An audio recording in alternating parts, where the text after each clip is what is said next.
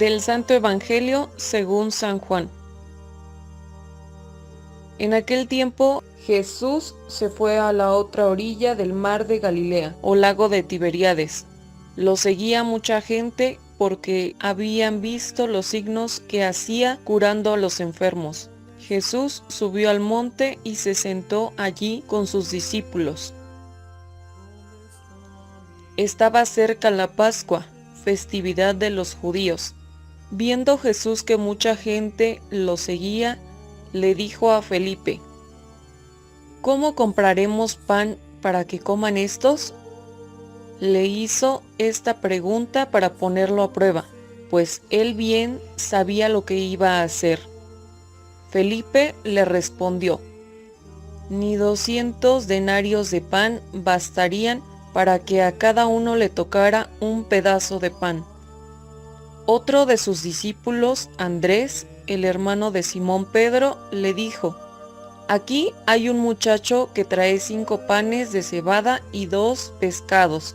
Pero, ¿qué es eso para tanta gente? Jesús le respondió: Dígale a la gente que se siente. En aquel lugar había mucha hierba. Todos pues se sentaron ahí, y tan solo los hombres eran unos 5,000. Enseguida tomó Jesús los panes, y después de dar gracias a Dios, se los fue repartiendo a los que se habían sentado a comer. Igualmente les fue dando de los pescados todo lo que quisieron. Después de que todos se saciaron, dijo a sus discípulos: Recojan los pedazos sobrantes, para que no se desperdicien. Los recogieron y con los pedazos que sobraron de los 5 panes llenaron 12 canastos.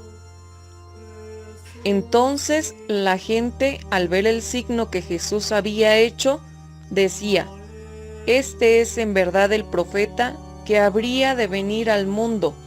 Pero Jesús, sabiendo que iban a llevárselo para proclamarlo rey, se retiró de nuevo a la montaña él solo. Palabra del Señor.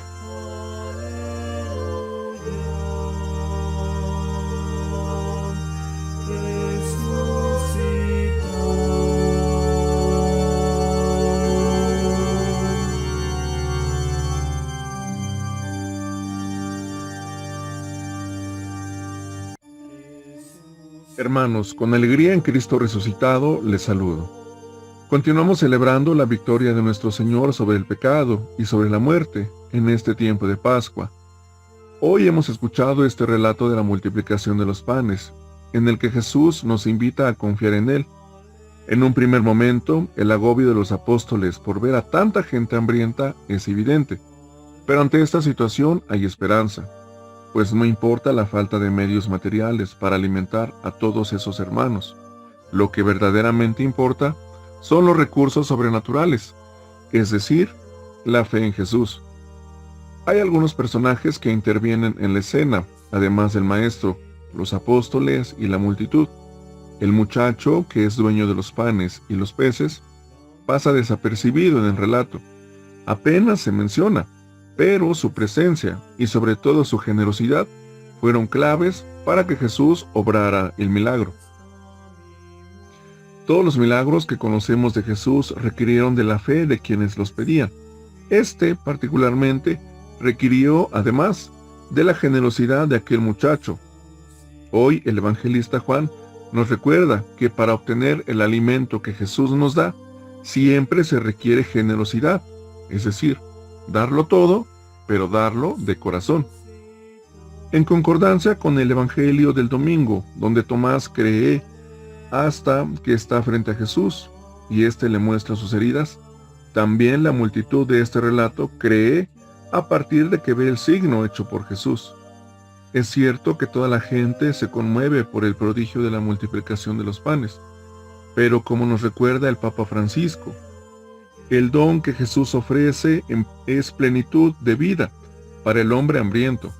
Jesús sacia no solo el hambre material, sino esa más profunda, el hambre del sentido de la vida, el hambre de Dios, frente al sufrimiento, la soledad, la pobreza y las dificultades de tanta gente. La multitud hambrienta que nos presenta el Evangelio también nos hace pensar en la multitud actual del mundo, una multitud que no está hambrienta, que no sigue a Jesús, que incluso se aleja de Él. Hoy muchos de nosotros podemos estar buscando algo que sacie nuestra hambre física, pensando que es lo único que necesitamos, pero no es así. Estamos viviendo un momento en el que experimentamos una especie de anorexia espiritual, por llamarlo de algún modo. No tenemos hambre de Dios, pensamos que no lo necesitamos. Esa falta de apetito nos impide celebrar plenamente las fiestas de Pascua. Somos una multitud que intenta saciar su hambre en los bienes pasajeros, en cosas desechables, pensando en el bien individual y cada vez menos en el bien de los demás.